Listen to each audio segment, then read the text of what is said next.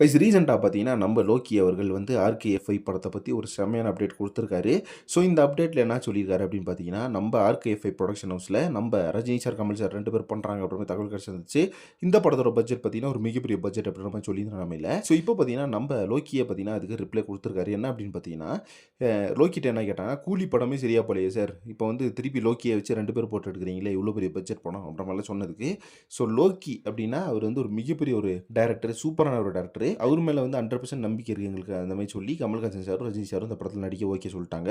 அதுக்கு வந்து நம்ப லோக்கி வந்து என்ன ரிப்ளை குடுத்துருக்காரு பிரஸ்ஸுக்கு அப்படின்னு பார்த்தீங்கன்னா, "ஸோ நீங்க கொஞ்சம் சும்மா இருங்க. நான் வந்து கதை எழுதுறேன். எல்லா படமும் வந்து இங்க நல்லா இருக்கணும் அப்படின்னு அவசியம் கிடையாது. ஒவ்வொரு படத்துலயும் மிஸ்டேக்ஸ் வந்து இருக்கத்தான் செய்யும். லாஜிக் மிஸ்டேக்கும் இருக்கும். அந்த மிஸ்டேக்ஸ பார்த்துட்டு அடுத்த படத்துல அத பண்ணக்கூடாது. திருத்திக்கணும்." அதத்தான் சொல்லியிருக்காரு.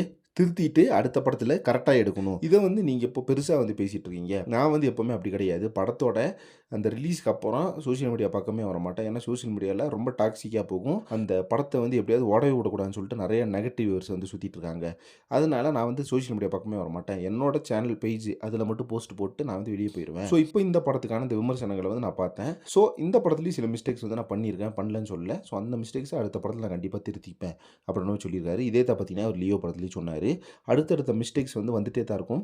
அத வந்து திருத்திக்குவேன் அப்படின்ற மாரி அவர் ஓப்பனா பேசியிருக்கிறது சூப்பரான ஒரு விஷயமா பார்க்கப்படுது. ஸோ இப்போ பார்த்தீங்கன்னா, கூலி படம் இந்த நெகட்டிவ் ரிவ்யூஸும் தாண்டி பார்த்தீங்கன்னா, பயங்கரமான ஒரு வசூல் பண்ணிட்டு தான் இருக்கு. இப்போ பார்த்தீங்கன்னா, ஆர்கேஎஃப்ஐ அந்த ப்ராஜெக்ட்டான கதைய வந்து நம்ம லோக்கி அவர்கள் சூப்பரா ரெடி பண்ணியிருக்காரு அப்படித்தான் உண்மையான விஷயம். இத பத்தி உங்க ஒப்பீனியன் என்ன அப்படின்றத கமெண்ட் பாக்ஸ்ல மறக்காம மென்ஷன் பண்ணுங்க. அண்ட் இதே மாரி சினிமா பத்தின இன்ட்ரெஸ்டிங்கான தகவலுக்கு சேனல மறக்காம சப்ஸ்கிரைப் பண்ணுங்க. நெக்ஸ்ட் ஒரு இன்ட்ரெஸ்டிங்கான பண்றேன். Thank you very much friends.